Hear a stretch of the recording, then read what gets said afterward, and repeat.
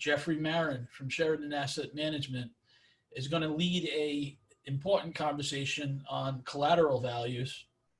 He has an excellent panel. Jeffrey, are you online with us? Can you hear me? I am. Can you hear me? Yes, perfect. I'm going to turn this over to you now, Jeffrey. Okay, Michael, thank you. Well, welcome everybody today. Our topic is how has COVID-19 affected collateral values?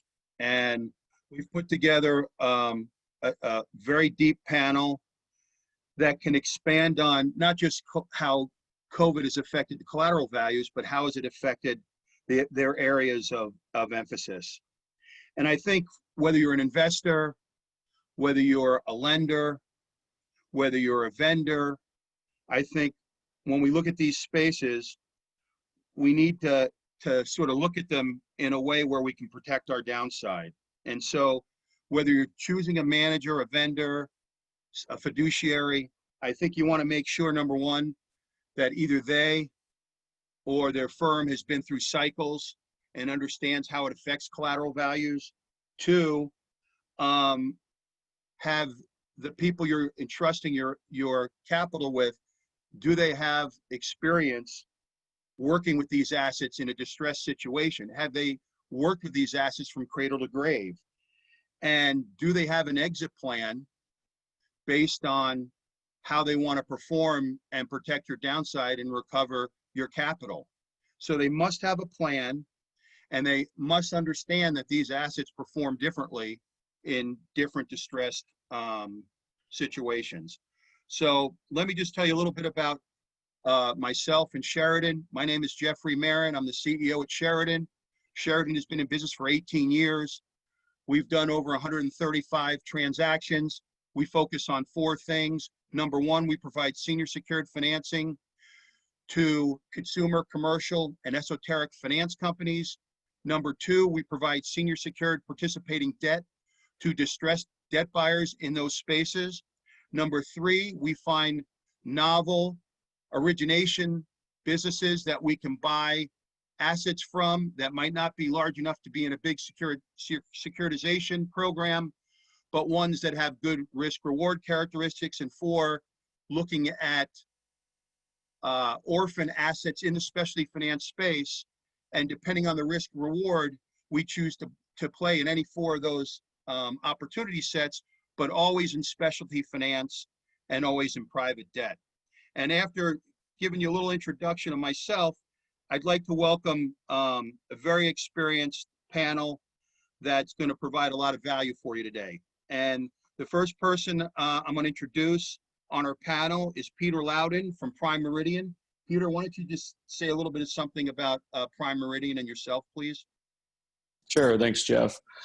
Yeah, my name is Peter Lowden. I am Managing Director and Co-Portfolio Manager for Prime Meridian Capital Management.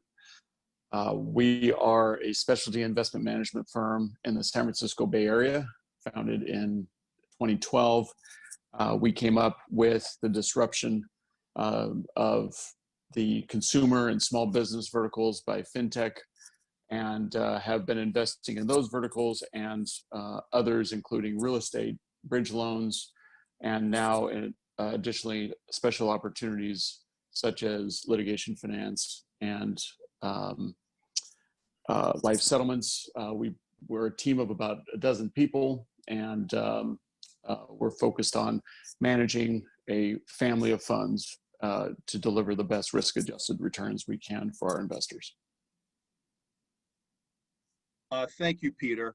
Next, would Lance Etcheverry from Flat Creek Capital, will you tell a little bit about yourself and Flat Creek, please? Yeah, Jeffrey, thanks.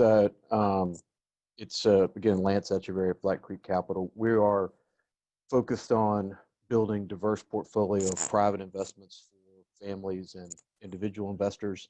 We have two funds, and in Fund 1 we have 79 investors, and we're invested in we're in 20 different businesses across the economy. In Fund 2 we have 56 investors currently, and are invested in 2 businesses, and you know, we're focused on, given our diverse strategy, non-control investments across really in growing businesses in the lower middle market. So typically companies of 1 to 10 million in EBITDA or sub 50 million in revenue. We have a couple investments in businesses that are larger than that, but that's typically where we sit. And all with the eye of trying to build a diverse portfolio and give access to private markets and private businesses that families or individuals might not otherwise have. Thank you, Lance.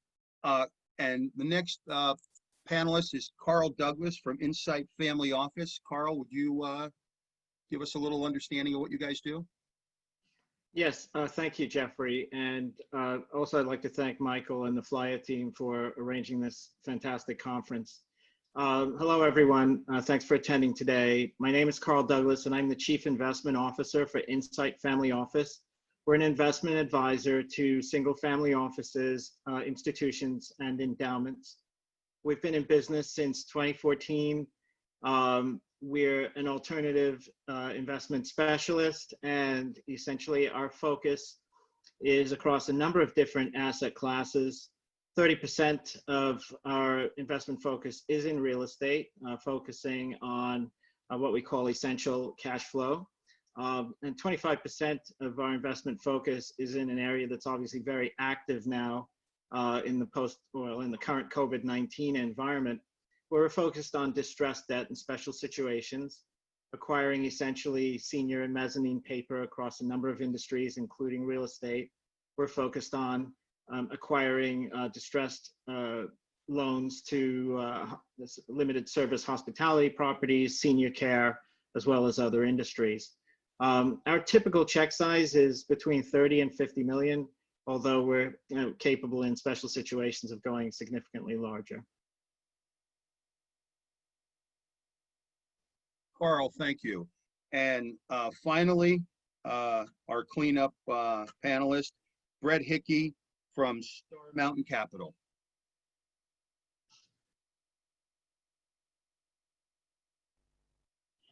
Brett, you there? Hello? Hey, can you hear me okay, Jeff? Sorry, I think I had you on mute. Now we're perfect. Great, thanks. Apologies, I got caught up in some traffic here, so I'm just pulling back into, as stated earlier, the home/office. Star Mountain's a lower middle market asset management firm. We, including with our current capital just being finished raising our most recent fund, have about $1.5 billion. We focus on 3 complementary verticals. One is really solutions-based financing to businesses that have between 3 million and 20 million of EBITDA, non-real estate, non-energy type companies, and we really specialize in acquisitions and strategic growth financing for those businesses. Our second vertical is structured and controlled private equity, and our third vertical is secondary investing, where we will buy LP interests from other investors. Yes. I think you're coming in and out a little bit.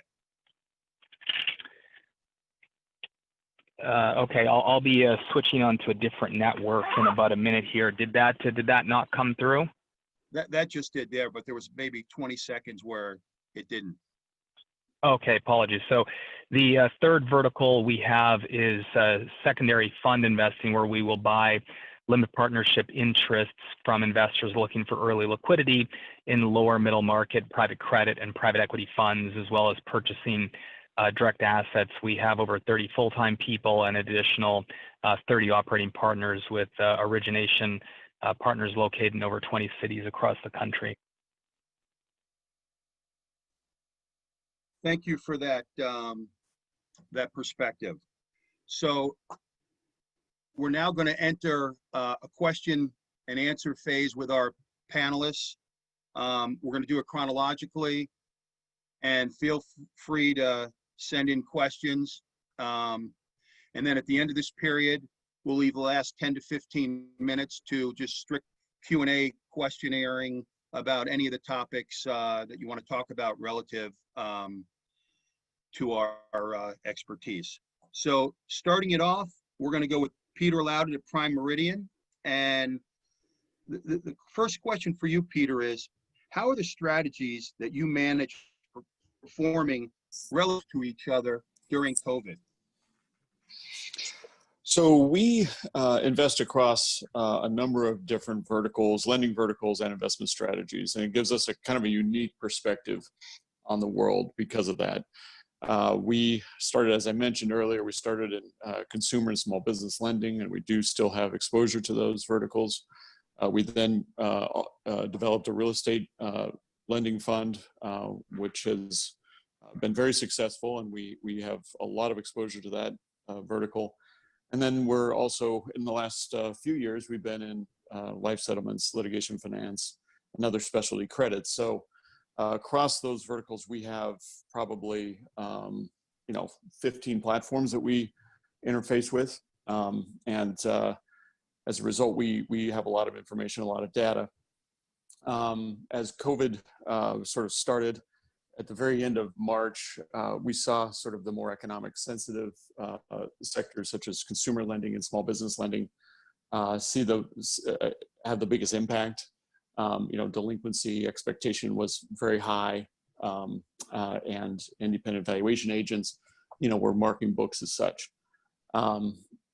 We didn't see the fall off right away in real estate lending as so much, nor in the other specialty strategies.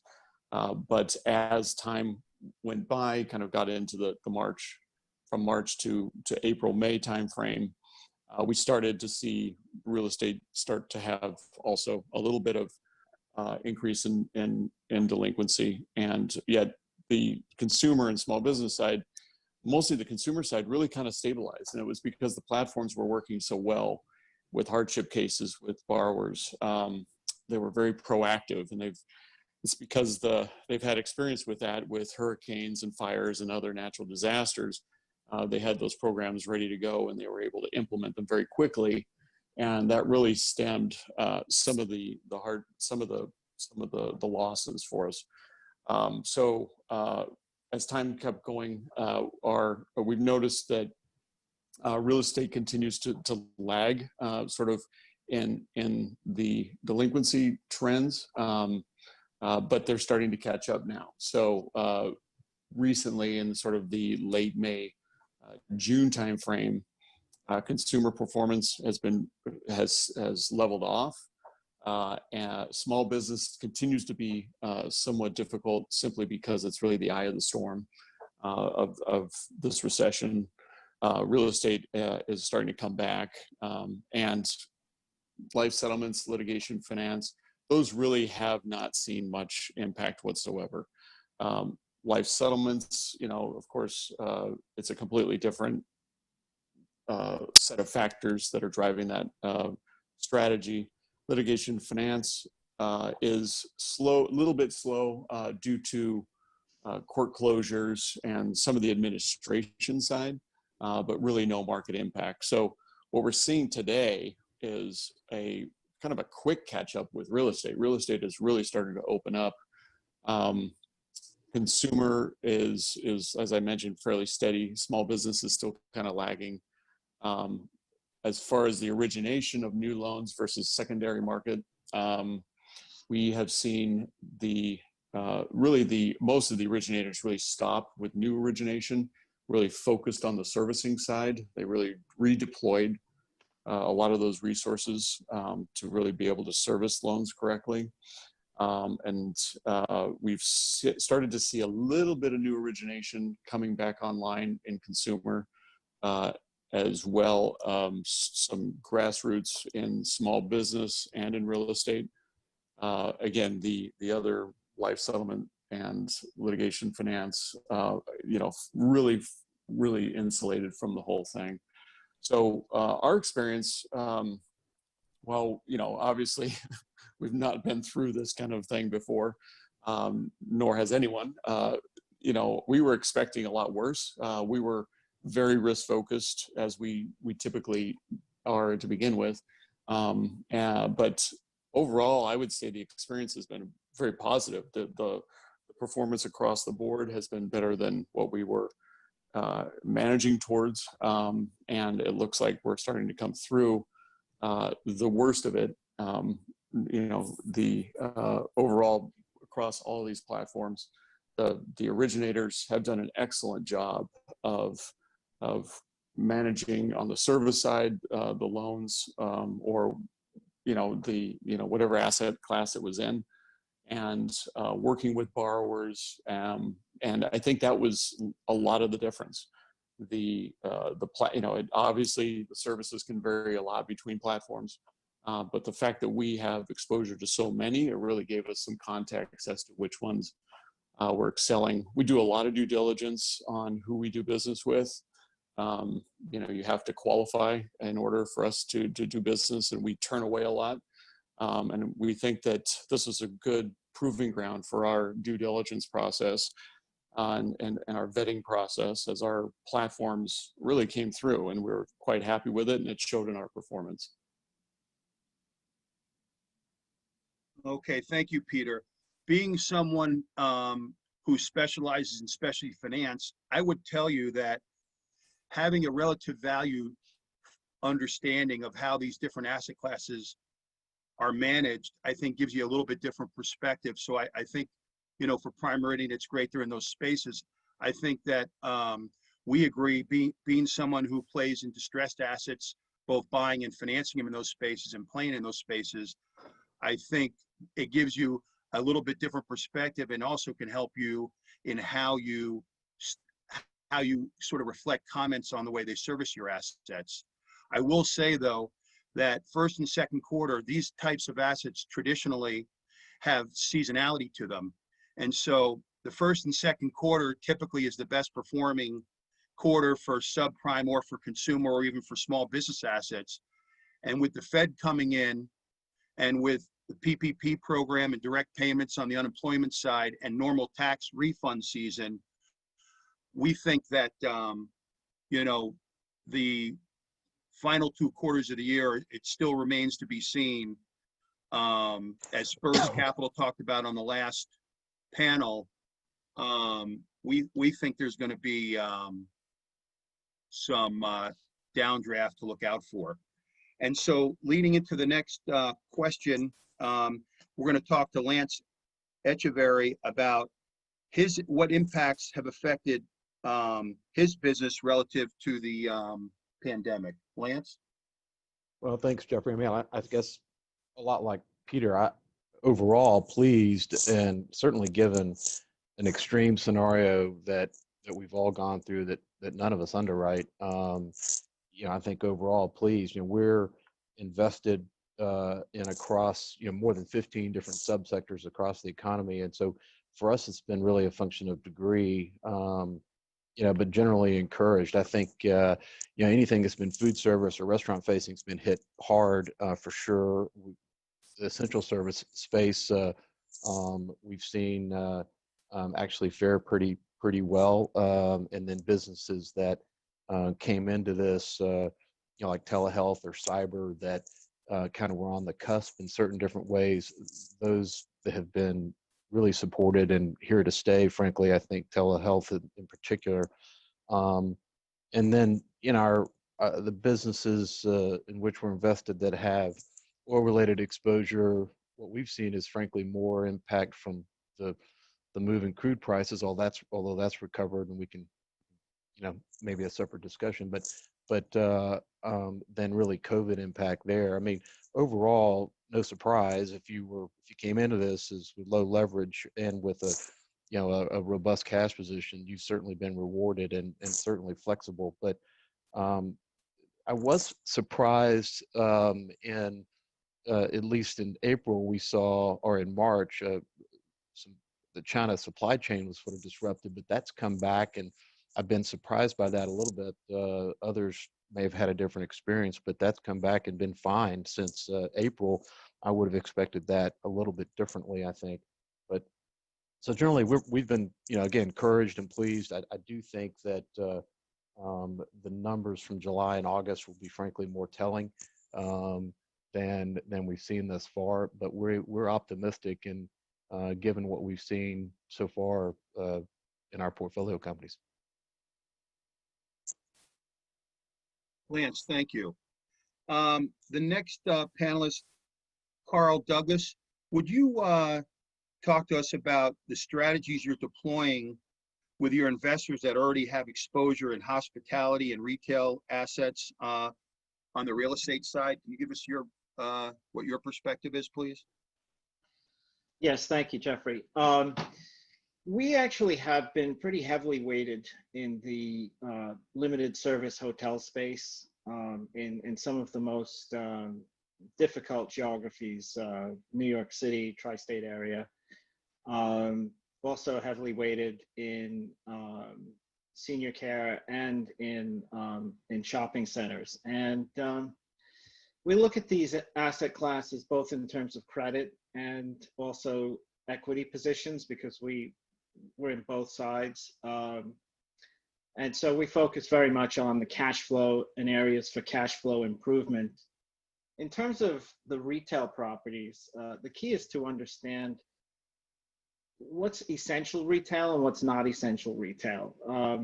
Balancing essential retail with retail services from a tenant mix perspective.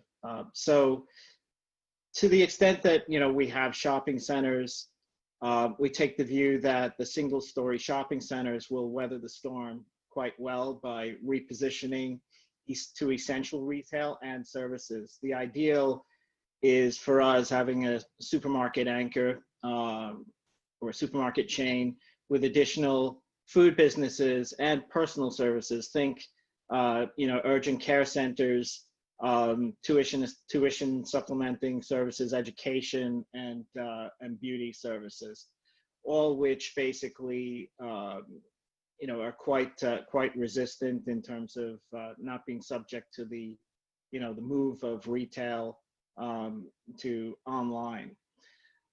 In terms of shopping malls, that's a little bit different challenge because obviously there's been a tremendous move to online, and the big boxes are coming under increasing amounts of stress.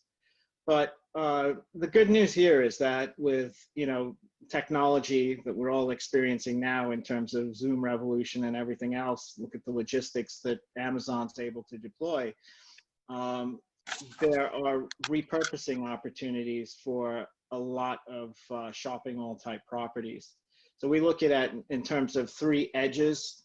We've got the data center edge, which there seems to be a unsatiable amount of demand for additional data. You just look at, you know, streaming media, for example, and the role that's taken. Most of the movies that are streamed are really streamed from what's called the last mile. So data centers are being deployed at an increasing rate. Big boxes are ideally suited for that. Logistics, obviously with COVID-19 forcing the increased adoption of eat at home, shop at home, you can see who the clear winners are in that equation. And so logistics demand has increased significantly, and we see potential for repurposing some of those types of properties for last mile logistics. And then one of the really interesting areas that COVID-19 has sort of triggered is a word that's being used more and more often, which is reshoring, which is the concept of supply chain being brought closer to the point of consumption and manufacturing basically being done locally. There's potential for repurposing there as well in terms of, you know, 3D printing, robotics, all being deployed, you know, within those types of properties to generate additional income streams. So what we're focusing on right now is really repurposing where possible most of the properties that we think are at risk for, let's say, legacy industry tenant cash flow or cash flow issues, and really trying to move more toward you know, either services or, in the case of larger properties, repurposing for one of those three edges, whether it's data center repurposing, logistics repurposing, or potentially manufacturing or commercial food production. In terms of hospitality, we're actually quite bullish on that space, in particular within the limited service hotel segment in specific geographies around the country, where we see overall economic growth coming from, again, reshoring. The hospitality industry will come back.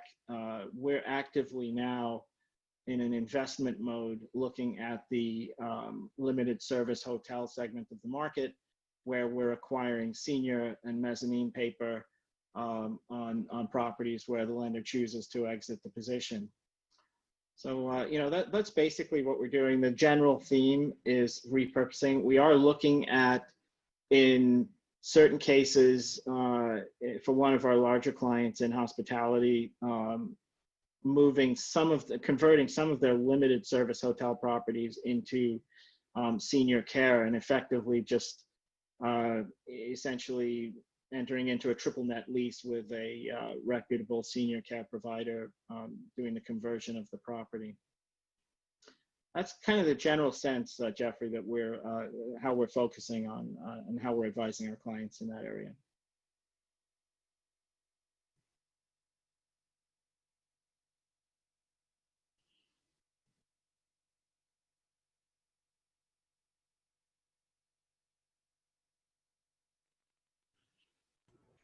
So Jeffrey Marron's having. Yes, I'm back on here. A Okay. little technical difficulty. Karl, thank you. Brett, why don't you talk to us about how's COVID-19 changed your approach to investing? Yeah, good question, Jeff. One of the things that we have really structured first is the top of the funnel. So I'll talk about our process that starts with really industries and then whittles its way down, and how COVID has impacted each phase of the funnel, if people can kind of visualize that.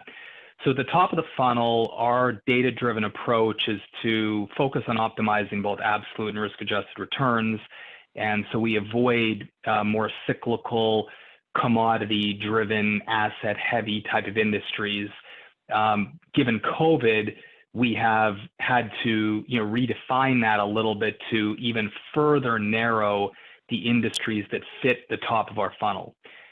Really look for industries that we don't have to wonder what economic recovery might look like to have better certainty around future cash flow performance. If you think about business models that we have in our portfolio, telehealth companies, video conferencing, specialized advertising in healthcare industries and broader sectors that are really technology-driven businesses, certain service businesses and so forth within that.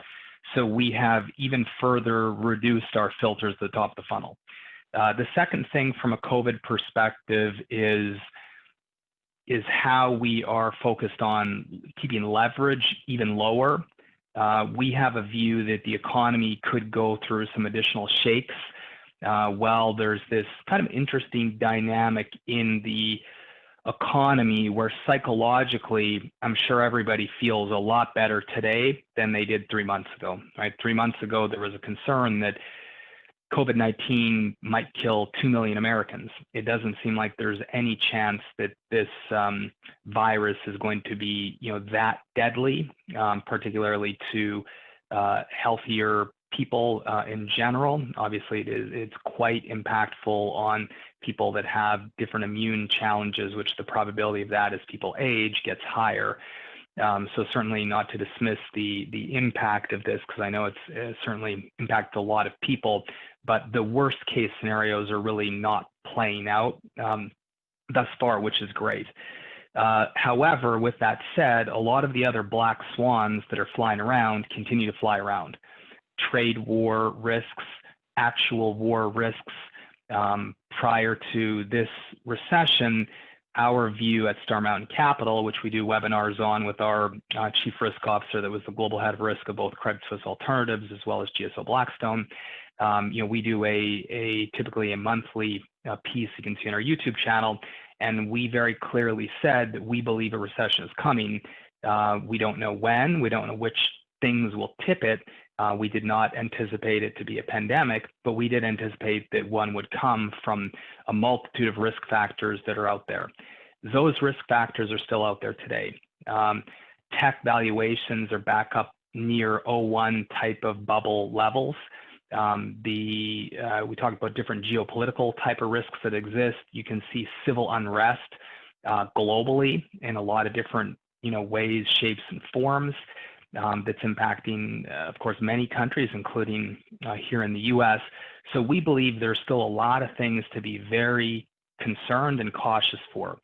Accordingly, keeping leverage low is one of your most important defenses, and making sure that we're really investing in businesses that if we have to take them over, if we have to run them, if we have to manage through different challenges, that you can, in fact, do that. So that's less of a COVID impact and more of just a commentary on today's market, where if you just look at the stock market and you watch the trends, even though the case increase in COVID has been going up, death rates, hospitalizations are thankfully staying quite low, but a lot of people are starting to feel much better. I'm not sure you should yet about the economy. As was referenced earlier, once Q2 data becomes public, end of July, early August, there will be a tremendous amount of challenges across a lot of businesses, including highly leveraged lending businesses, some CLOs, not all, right, but some BDCs and other examples of that, perhaps some banks, right? The banks are in much better shape than the last recession, as is consumer, partially aided by, actually largely aided really by the amount of government stimulus. I think we take the view that there's still a lot of risks out there, and we've not hit a bottom that's just simply swooshing back up as we think about economic recovery, even though we do believe that the economy is recovering. We believe that there's still a lot of risks out there that could result in another hit to the economy. Given that, then we look at underwriting. Since COVID started, we have funded many deals, including financing acquisitions and helping some of our performing portfolio companies buy competitors out of bankruptcy processes that what we believe should be some quite attractive and accretive acquisitions. We have not closed a new investment that's not within an existing portfolio company since COVID, even though we've done more than a half a dozen deals since then that we've closed. We do have a number of transactions right now that we are working on. We have under exclusivity that are relationships that we know well, people that we have spent time with in person pre-COVID, as well as industries and sectors that we know deeply and have very strong expertise and relationships in it to form comfort around that. So we just started in-person traveling via car. Our team is not yet flying on planes generally, but we are willing to go meet people in person now. So that's new. In fact, today in Connecticut, I had my first in-person meeting since COVID. And so that is helping us gain some additional comfort for some of the in-person meetings that is a part of our standard due diligence process. That's really, I guess, a few things from kind of top all the way through to something more recently on a ground level for in-person meetings. Hopefully that's helpful, Jeff. Your audio is not working. Hang on one second here. Yeah, and if you want, I can fill a bit of time just while Jeff's pumping back on. On a separate side of our business, on the secondary fund business, as far as COVID on that impact, we have a lot of secondary fund positions that we are looking to purchase and acquire for once we get Q2 data. We really want to get comfort and get information on Q2. So we've done a tremendous amount of work already and are following and tracking and watching to see how the asset by asset level performance will play out. And we do believe that there will be a lot of people looking for early liquidity at perhaps attractive valuations in the third quarter of this year once Q2 becomes available, as was seen in the past two recessions. So on the secondary fund business that we have, downturns are typically quite attractive times, and we think this will be similar. Hope that filled a little space while Jeff's getting back mic'd up. Yeah, I do not think so. So why don't we pose this? Has everybody answered that question? Yeah, I think that, I mean, this is Lance. I mean, I think just to comment on a couple of things that Brett said, we're probably maybe a little bit more optimistic. And I guess, as we look at at least the lower middle market businesses that are typically more bank reliant, which seem to have been in the last few years, thankfully now less aggressive than public markets, and now those lenders maybe being more hesitant, not maybe, but are more hesitant, at least that's our observation on the heels of this, creates opportunity, we think, for private lenders and for equity providers into those kind of smaller sub 50 million in revenue kind of businesses. And I think that subsectors matter. I think geography matters. Where you are in the country, there's different, it's certainly different, and different areas have been affected by COVID. And so I think there will be some opportunity. I have been surprised that some of the things we've seen recently have not been priced at as much of a discount as I had expected, because I think some businesses have done better than they thought coming through this. Now we'll see what July and August, what will show us, because I think those numbers will be important. But anyway, we might be a bit more optimistic around opportunities for, because I think that there is a lot of cash in the system, and I think that people are waiting for those opportunities, and they will arise in certain subsectors. So.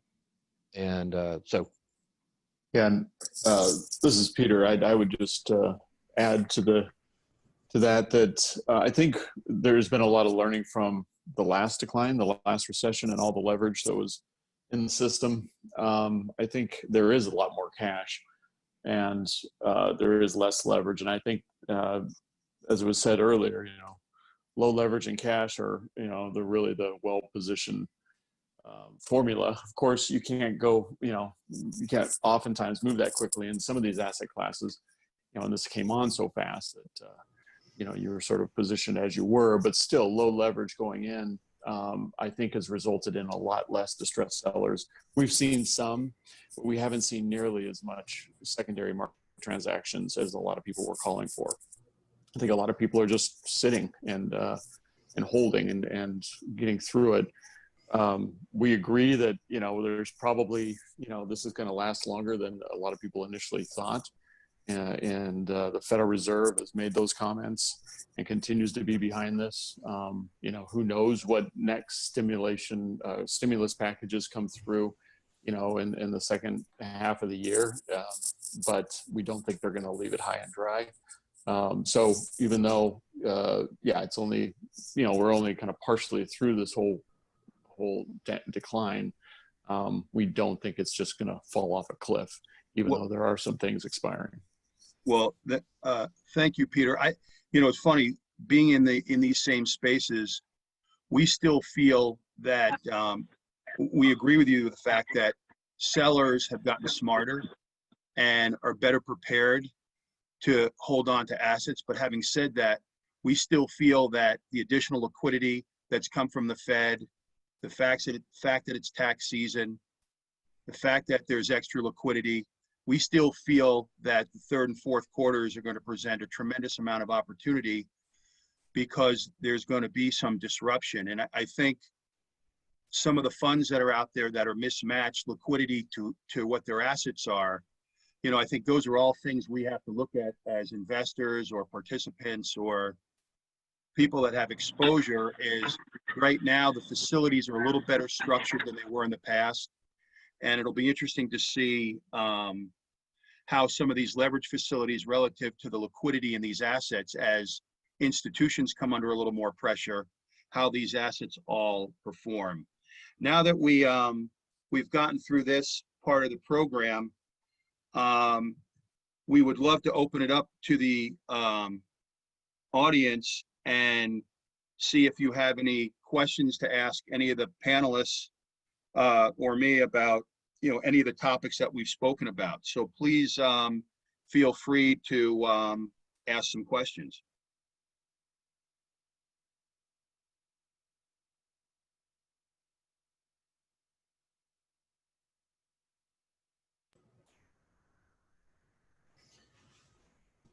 So, Jeffrey, I actually have a question for the group. It has to do with private equity funds, and it's something similar to how banks dealt with the mocks with regards to valuations. Does anyone on this panel see, you know, perhaps a temporary reprieve on their portfolio markings for the underlying collateral, like, you know, sort of like what happened in the financial crisis, where the banks got to carry, you know, tier 2, tier 3 assets at you know, with different rules. Well, I think, you know, that's a good question, Michael, and I think it probably pertains a little bit differently to, you know, obviously the public markets and private markets. In the private markets, you have FASB 157, and most of the private funds and private debt vehicles are using some third-party pricing mechanism to price the assets based on, you know, either cash flow or asset value. But I think it'd be interesting to get a quick, you know, 30-second answer from Brett, you know, relative vis-a-vis the middle market world, and Lance's perspective from the private equity community, and Peter from the specialty finance hedge fund community. And then Karl, maybe you can talk to it relative to your business. So Brett, you want to sort of answer or reflect on that question? Yeah, it's a great question. I think there's a lot of complexity and a lot of opportunities relating to valuations and understanding them. As far as banks in general, what will they be able to do and hold assets?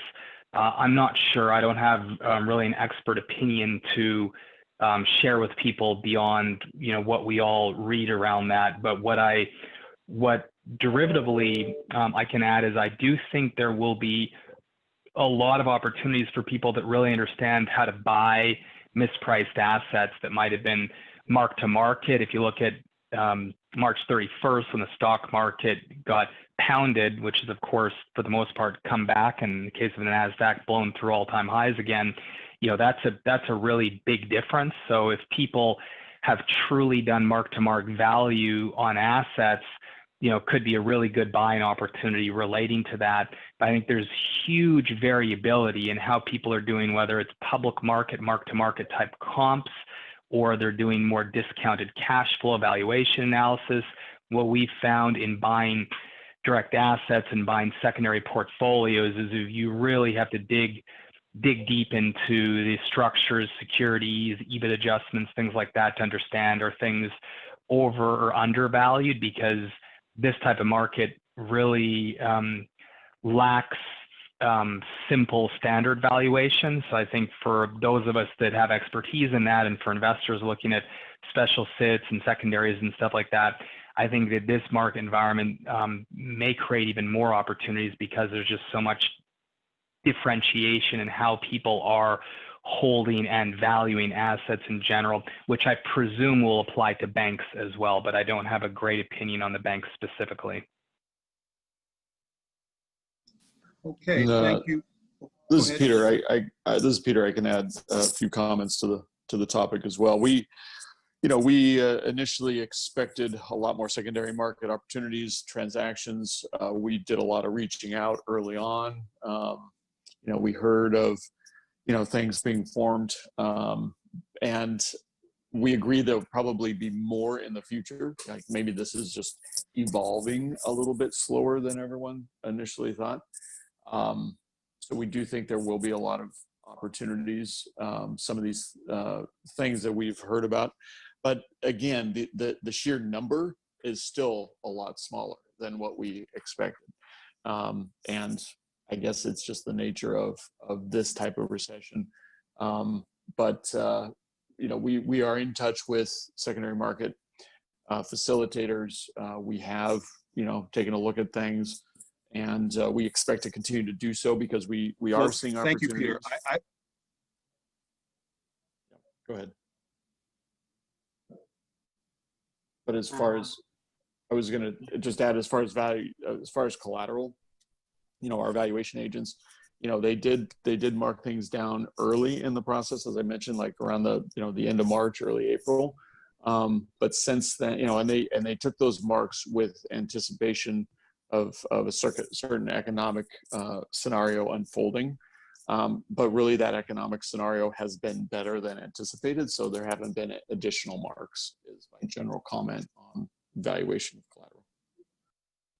Yeah, I would just add to that, Jeff, we've been out as well looking for secondary opportunities. And I think the consensus here is that we hope those opportunities will start to appear in the third and fourth quarter. But I would also say that the depth of this economic downturn, really hasn't been quite as severe as we had expected. I mean, Goldman Sachs just came out and effectively made the statement that we're now out of the recession. That's not to say that we might not have a double dip risk if the second wave COVID event comes in, but technically speaking, we're out of the recession. We have contacted many of the regional banks looking for secondary opportunities. And, I think like everyone has found out that, most of the people are holding on to their paper, even in really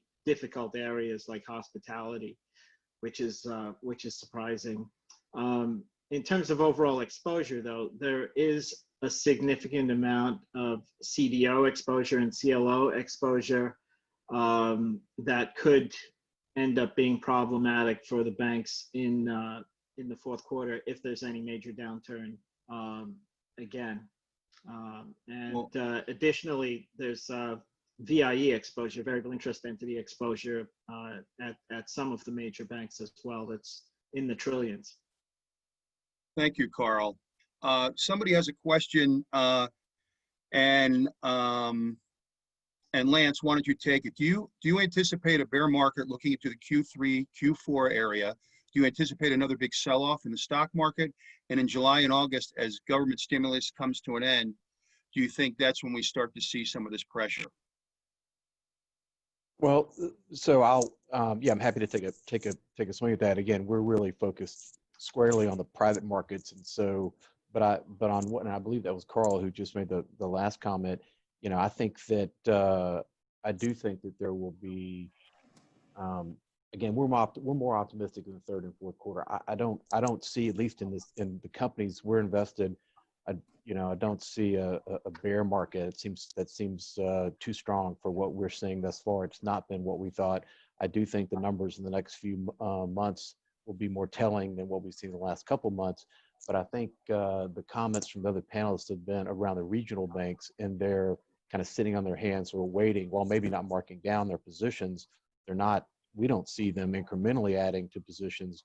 And so I see that as an opportunity for certainly in the private markets, to where private companies that have low leverage, decent cash, have a business that has done fairly well through this incredibly uncertain period, and yet banks that are hesitant to do more, in my mind, creates an opportunity for private capital, whether that's a private lending position or whether that's an equity position.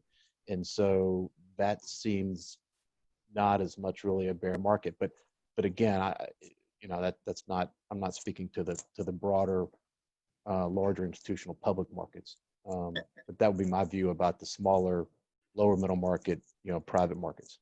And I would answer it such that, you've got, and as Brett brought up, you got a lot of variables going on here right now, and you got an election in November, which could be, a dramatic shift in policy and how the markets view that. If I can add, I agree with Lance's comment that the banks are Company definitely- markets, there are liquidity concerns. So we think you got to play it conservative, assume a moderate recovery, and price the downside risk with that in mind.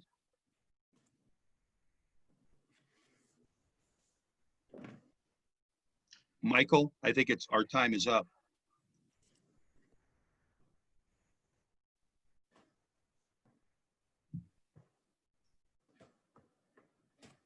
Michael?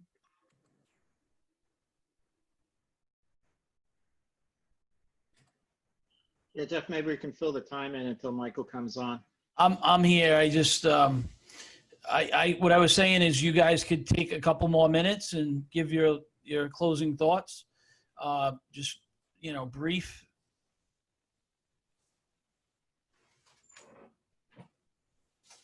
I'll just jump in and make a quick closing remark that I actually think that a lot of what my fellow panelists are saying is accurate in terms of what we expect to see in Q3, Q4. However, it's almost like we're seeing two economies here. We're seeing a sort of legacy traditional industry economy, and we're seeing a tech economy.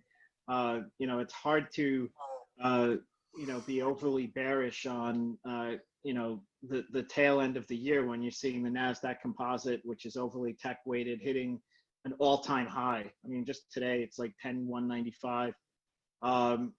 It just seems like the impact that Amazon's having with logistics, other tech companies are having in terms of improving efficiency, allowing things like reshoring of manufacturing, are going to have some sort of impact on the economy, which is difficult to quantify.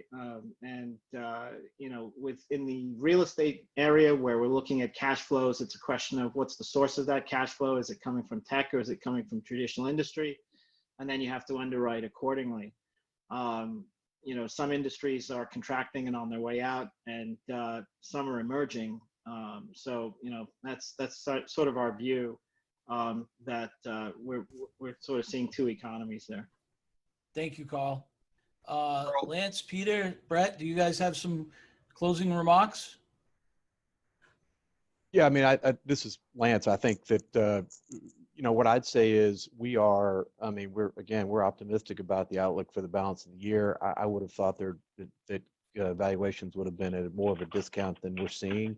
However, we're really, again, focused on the lower middle market, private businesses, everyday companies. We think, businesses like veterinary businesses, that are going to continue to function. We see those businesses performing, whether it be certain demographics that continue to grow despite economic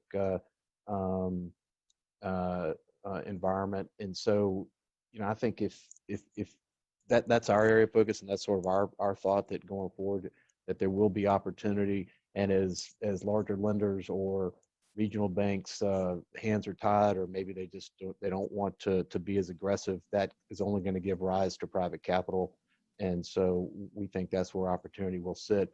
And I do think that doesn't necessarily mean that they will move in stride with larger public markets. We saw that back in 08, 9, 10, 11. Some of the smaller private markets did not move in lockstep with larger public shifts that were driven by different factors. And so, I think that if you segment the opportunities that way broadly, we think you'll find opportunities to put money to work, and actually are very optimistic about that. And this is Peter from Prime Meridian. Prime Meridian is really focused on how we come through this at the end of the day. So far, so good. As I've mentioned, our performance has been quite good. We've had some down marks in March, but since then, doing well. A couple of our funds continue to be positive every month for this year. So we're very encouraged on the test of our risk management and the stress. And we are looking forward to, when we come through this, having the ability to show the proof of what we've built, to see how well we weathered this storm. So we're not sure exactly how it's going to unfold, but we're happy to be where we are at this time. Brett, do you want to give it a quick Sure. Yeah, closing? quick wrap up. And then I'll finish. Yep. Great.